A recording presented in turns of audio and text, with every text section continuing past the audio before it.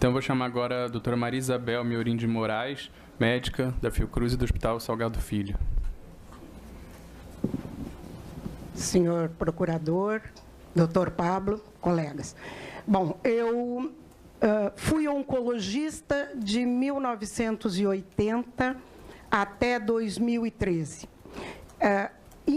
Nesse intervalo, em 93, eu abracei a questão do tratamento sem sangue. Devo dizer a vocês que não tenho religião, sou apenas uma médica. Não tenho nenhum conflito de interesse para dizer o que digo. Então, é uma pena que o doutor Turíbio ainda está aí. Doutor Turíbio, para quem trabalha na questão do sangue, é como se o senhor me dissesse que a 1021, que foi feita em 1980, antes da Constituição de 88, ela não tem pressa de ser revisada, e o que eu acho muito triste, porque o que eu tenho são, sim, pacientes torturados. E a gente, como fizemos rápido uma comissão, tortura nunca mais, já penalizamos tudo, enfim. Por que temos isso? E eu acho que aí a culpa é das nossas, me perdoe, entidades médicas e da nossa legislação. Porque nós não discutimos e achamos que é algo que foi escrito em 1980, quando nós tínhamos outra visão dos direitos humanos, quando nós tínhamos uma outra visão da medicina, não urge o tempo, mas para aquele que está lá no pronto-socorro, urge. Eu, a partir de 2006, toda vez que eu chegava nesses momentos de discutir, vinha alguém e dizia, e aquele pobre médico que está com o paciente na emergência? Disse eu, vou para a emergência. Em 2006, eu dei uma virada na minha vida e fui fazer emergência. E isso é que me habilita, hoje, a ser supervisora de preceptoria no curso de urgência e emergência do Hospital Salgado Filho, que é um hospital que respeita os direitos das pessoas e que não teve nenhum óbito nos últimos 2 anos de testemunha de Jeová. Porque o que eu gostaria de discutir, senhor procurador, não é a questão de indicação de transfusão ou não, qualidade de sangue, eu não gostaria de discutir isso. O que eu discuto é o seguinte, são pessoas que têm o direito de estarem organizadas em sua religião, cujo dogma é não abster-se do sangue, não tomar sangue. Então, eu até acho muito construtiva essa discussão da qualidade do sangue, porque dar sangue, por que não dar? Mas não quero perder e nem targiversar. Eu quero discutir o seguinte, eu tenho um grupo de pessoas que a Constituição permite que se organizem, porque permite que tenham salões do reino, que tenham publicações, e não permite que elas sejam tratadas como devem quando ficam doentes. E eu devo dizer a vocês que nesses 23 anos que caminho com esse assunto, eu me aposentei do Instituto Nacional de Câncer em janeiro de 2014, e de lá para cá não teve semana que eu não tivesse que ir atender um paciente testemunha de Jeová que tivesse em conflito em algum lugar no estado do Rio de Janeiro.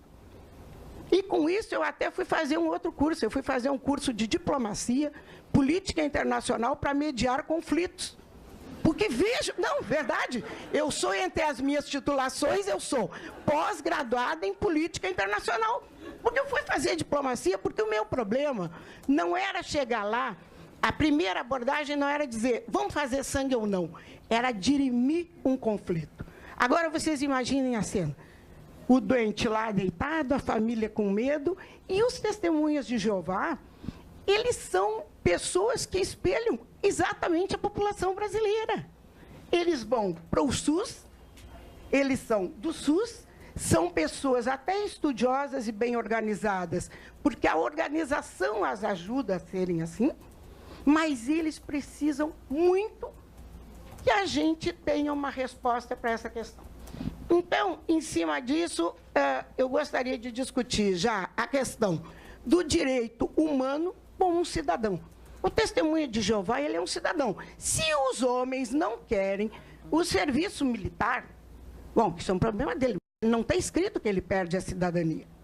Não perde a cidadania. Então, somos todos cidadãos, estamos no SUS ou no plano de saúde, o que seja. Então, o que acontece? Eu tenho ali adultos capazes. Eu tenho um paciente que precisa ser visto como um todo. O meu paciente precisa ser visto como uma pessoa completa, que inclui a religião dele. E algumas pessoas me perguntam assim, Isabel, qual é a razão do sucesso do seu tratamento quando você trata um paciente? Eu digo a Bíblia. Ah, que isso, Maria Isabel, está ficando louca? Não, porque eu faço com que ele reencontre dentro de si, através da leitura da Bíblia. Deixa eu pegar um pouquinho d'água. Você me dá um pouquinho d'água. Através da leitura da Bíblia, eu peço a ele que reencontre as razões da sua recusa. E aí eu cumpro uma questão. Eu viro para ele e digo o seguinte, quando eu digo, procure a sua Bíblia, eu digo o seguinte, eu digo a ele, procure, na realidade, as causas por que o senhor não quer tomar sangue. E ele, quando ele se reencontra na Bíblia dele, ele chega e vira para mim e diz assim, não, doutor, no dia seguinte eu pergunto, mas o senhor não quer mesmo tomar sangue? Não, não quero. E aí começa-se o tratamento. A diretriz do tratamento sem hemotransfusão me parece que é bastante simples. Início precoce. Tem que se ter um início precoce. O que acontece com o testemunho de Jeová? Ele chega no pronto-socorro, e hoje eu sou médica de pronto-socorro, cumpro as minhas 40 horas e mais 12 lá no Salgado Filho, porque trabalho domingo, trabalho de segunda a sexta e trabalho domingo, na emergência, e ele chega lá e diz assim, ó, e eu estava num outro hospital, e no outro hospital não fizeram nada comigo. Mas que horas que o senhor se machucou? Que horas que o senhor sangrou? Ah, tem 2 dias, tem 12 horas. Então, a primeira questão é fazer com que nós tenhamos, enquanto classe médica, enquanto equipe de saúde, e eu acho que aí não são só os médicos, é a equipe como um todo, ela precisa ter um compromisso com o início precoce desse tratamento. E eu só consigo fazer isso se eu reconhecer ele como um cidadão. Se eu tiver empatia, eu consigo. E, neste ponto, as entidades médicas não têm, talvez, explicitado que os testemunhas de Jeová são cidadãos e que têm direito de terem escolhas. O médico tem direito de ter as suas escolhas, mas, naquele momento, cabe ao médico, como sua grande questão, como aquilo que engrandece a profissão, é tentar estudar para resolver o problema. Ah, Maria Isabel, num país de 220 milhões de habitantes, você quer que eu me preocupe com 1,8 milhão de habitantes? Quero sim. Acho que é pertinente. Então, eu acho que é muito importante que se faça isso. O seguinte, prevenção das complicações. Algumas vezes o médico diz assim, então, tá bom, doutor, eu não vou fazer sangue, mas a senhora vem aqui, para a gente evitar problema. Às vezes eu fico indo, durante uma semana, a São Gonçalo. Para quem não sabe onde é que é, eu tenho que passar a ponte. E eu trabalho o dia inteiro, quer dizer, então eu vou de noite, vou na véspera do carnaval, eu rodo o estado do Rio de Janeiro só fazendo esse tipo de coisa. Quer dizer, porque se nós tivéssemos uma atitude juridicamente organizada, as entidades médicas estivessem apoiando essa questão e tivessem que não deem a resposta, mas nos digam, estamos estudando, nós poderíamos ter programas. Porque eu tenho que chegar aqui para vocês e dizer o seguinte, eu não tenho conflito de interesses, mas as minhas evidências não são A. As minhas evidências, infelizmente, são C e D, que são artigos isolados e opinião de especialista. Por quê? Porque eu não tenho espaço no Brasil para poder fazer a nível de SUS, eu poder fazer um trabalho, dizendo o seguinte, não, vamos ver, não damos sangue para os testemunhas de Jeová e pareamos um outro caso semelhante que tenhamos dado sangue, e vamos ver o que é. E, por último, é a questão da deshospitalização adequada. Deshospitalização adequada, para mim, é o seguinte, o paciente chegou a um hematócrito de 16, Vocês têm que lembrar, e aí volto a insistir que a nossa discussão não é sobre indicação de transfusão de sangue. Eu estou discutindo um grupo especial de cidadãos brasileiros que tem uma organização religiosa que cuida da vida deles. Tanto que quem me conhece sabe que se alguém entrar no meu consultório e disser assim, não quero sangue, meu senhor, o senhor veio no lugar errado, eu não tenho nada que ver com essa história de sangue. O senhor é testemunha de Jeová? O cara diz, não, eu só não quero sangue, porque eu ouvi dizer que a senhora é boa nisso e tal. Não, eu não posso lhe atender. Por quê? Porque eu só trato sem sangue aqueles que têm um direito constitucional. Porque o meu problema é cumprir a Constituição. Então, vejam bem, se nós tivermos um programa onde a gente possa entender que os testemunhas de Jeová têm o GVP, Grupo de Visita de Pacientes. Eles têm um grupo que, se eu acionar ainda internado, esse grupo vem e fica fazendo visita para o paciente, para ele não se sentir sozinho. Vocês querem melhor na humanização do SUS do que isso? Eu tenho uma organização que me permite, olha, eu quero alguém 24 horas com esse doente aqui no SUS. E a congregação se organiza, me desmintam se eu estiver errada, a congregação se organiza e vai. Aí eu chego e digo assim, meu hospital talvez não tenha eritropoietina. A Coli chega, eu digo assim, veja com a Coli. A Coli, em 2 horas, coloca dentro do hospital que eu pedi, e eu realmente trabalho muito com esses pacientes. Hoje em dia eu não faço mais oncologia. Eu hoje em dia faço as minhas funções públicas e de SUS e trabalho com pacientes que não tomam sangue por um direito constitucional. Se um dia houver outro grupo, eu não chamo só de testemunhos de Jeová, porque um dia vai que vem um outro grupo que a Constituição permita, eu tenho que respeitar. Então, vejam bem, o que acontece? Nós hoje conseguimos dar um atendimento adequado, mas eu que tenho já alguns anos de medicina, já fui do Conselho Regional de Medicina, o doutor Pablo foi comigo do primeiro grupo de tratamento sem sangue, lembra-se, doutor Pablo? Nós fomos juntos, eu fui da comissão de bioética do Conselho, então eu preciso estar lá e dizer para o médico, pode fazer que eu garanto. Mas a senhora garante? Garanto. E aí o que eu faço? Eu deixo o meu telefone e o médico tem a liberdade de me ligar e eu já disse a ele que eu garanto. Não, nunca ninguém precisou me ligar. Porque, na realidade, o índice de mortalidade da indicação adequada e do tratamento adequado da eritropoietina é um índice de mortalidade muito pequeno. Aí vocês vão me dizer o seguinte, bom, mas e se tiver aquele caso que o doutor Guilherme colocou? E um esmagamento de pelve?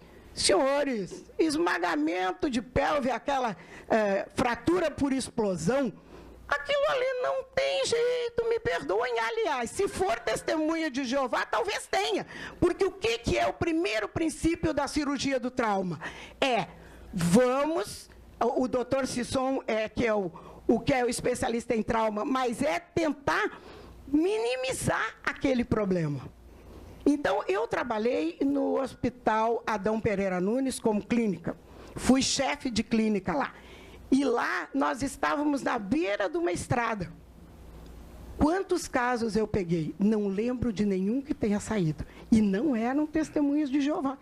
Porque lá, como existe um certo conflito, então eu sempre pedi assim, não, vamos tentar resolver de outra forma, quer dizer, todos morrem, porque morrem, senhores. A medicina não é dona da resposta da vida e da morte.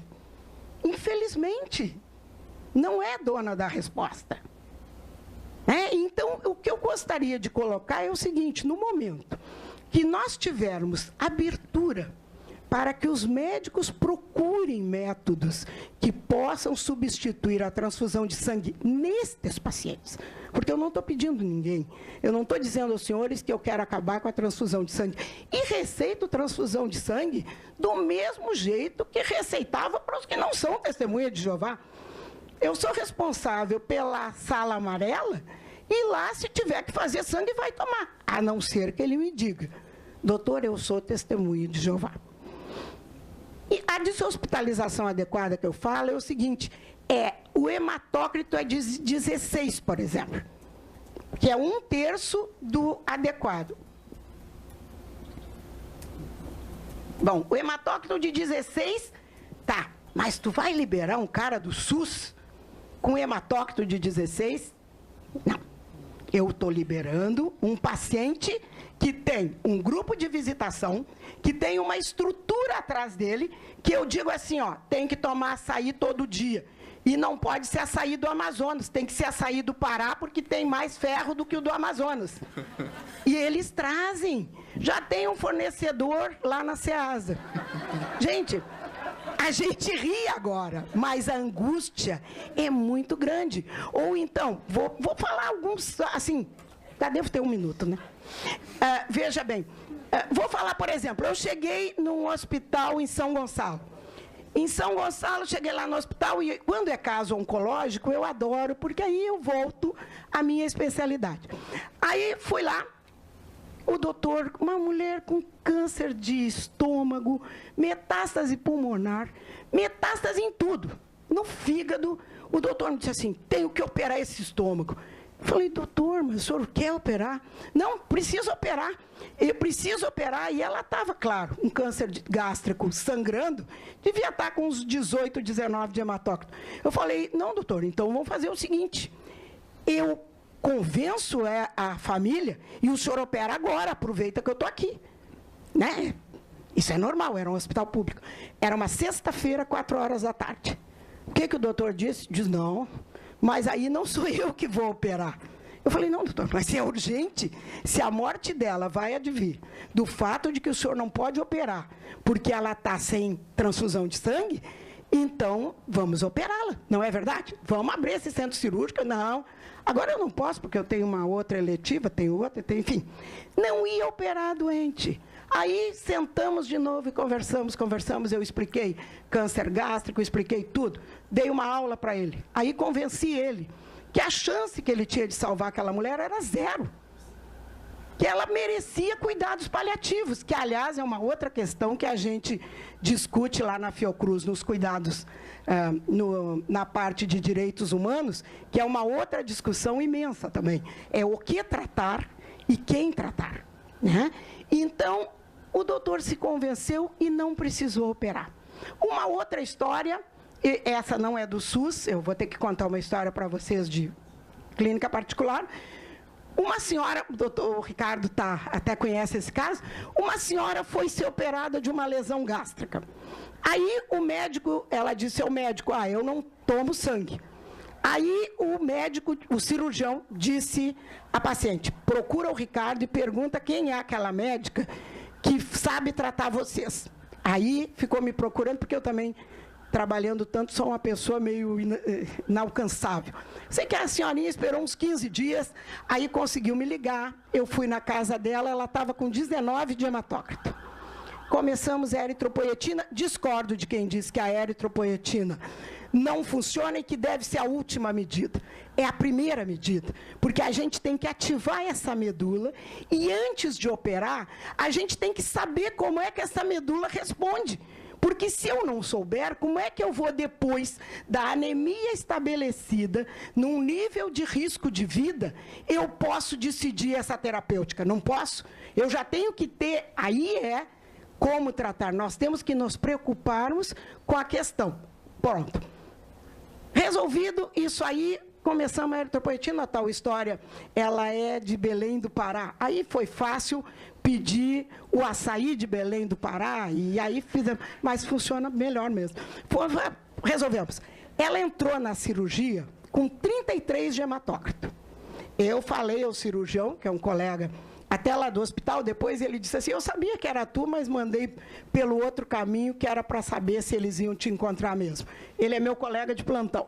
Aí, o colega entrou e eu disse, olha só, ela vai sair da cirurgia com 20, no máximo 22, porque não tem como. Ela saiu da cirurgia com 20. Foi para o CTI e caiu, e aí um dia chegou a 13. No 13, aí, como ele já sabia, já estava usando a eritropoetina, enfim, tudo que era necessário, Ele mandou me chamar. Eu aumentei este hematócrito a 16 e mandei a paciente para casa. Porque eu estava com uma doente no CTI, estavam entrando casos suspeitos de H1N1 e ela tinha 83 anos. O cirurgião me falou essa semana que ela foi ao consultório dele com 30 de hematócrito, feliz, e ela não rompeu com a consciência dela. Porque a gente tem que entender que talvez para um jovem romper com as suas crenças seja fácil. Quantos já rompemos? Já caiu o muro de Berlim, já desceu Dilma, já subiu. E aí estamos nós ainda, suportamos isso. Mas o idoso que acreditou, teve uma crença, até a sua idade mais avançada, ele não suporta que a gente faça isso.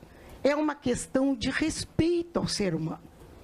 Né? Então, eu acho que eu consegui, talvez de uma maneira atrapalhada, porque eu costumo dizer que esse trabalho de tratamento sem sangue me fez recuperar a alegria da medicina, porque a oncologia eu já tinha estudado muito, o suficiente para não me encantar mais. Mas a questão do tratamento sem sangue trouxe um novo oxigênio, porque eu devo dizer para vocês o seguinte, quando eu sou chamada para dirimir um conflito, eu não sei o que o doente tem. Então, eu tenho que estudar muito, porque eu tenho que estar preparada para dirimir o conflito daquela patologia. Né? Então, é difícil. Quando você é um médico que fica andando para tentar resolver e fazer com que o direito da pessoa seja respeitado, você tem que estudar muito mais. Então, a esta causa, foi o que me deu alegria de agora. Com essa idade, eu ainda continuo tão animada como estava há 10 anos atrás. Então, eu só gostaria de trazer essa discussão aos jurídicos e dizer o seguinte: talvez eu entenda a segurança jurídica necessária para tudo. Agora, mas bom, uma resolução de 1980, eu pensei que até a gente ia discutir aquele nosso parecer que foi retirado de 1994, que em 98 ele foi simplesmente retirado e disseram o seguinte, no Conselho Regional de Medicina: pode botar a polícia na porta e transfundir. Que isso? Né? E é isso. E alguns colegas me trazem o parecer. Que número é o parecer, doutor? Tu lembra? Não, eu sei que o 61 é o nosso. Doutora Marisabel, o tempo. Então, tá. Pronto, acabei meu tempo. Não, eu acabei meu tempo, me perdoem, eu sou uma entusiasta com isso, e é a grande ocasião em que eu tenho de defender aquelas pessoas, usuárias do SUS, porque até que a nível privado a coisa é muito mais fácil, porque eles têm escolha. Agora, no SUS, se ele entrar lá no hospital Dom Pedro II, a única pessoa que pode ir lá ajudar eles é quando eu pego o carro e vou até lá, porque senão não tem. É isso que eu queria que o senhor refletisse, que os senhores refletissem, senhores procuradores. Obrigada. Muito obrigado.